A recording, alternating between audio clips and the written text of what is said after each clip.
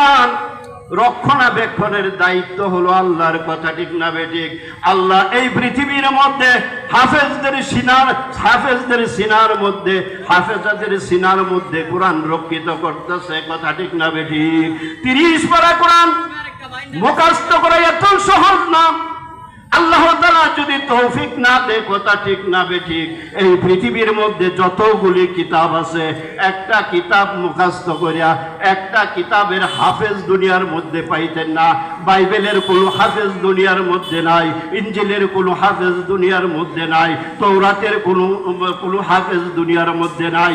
যত কিতাবগুলি আছে আল্লাহ তাআলার পক্ষ থেকে এসেছে অনেক কিতাব, 4টা বড় বড় কিতাব এবং সহিফা 100-এর উপরে।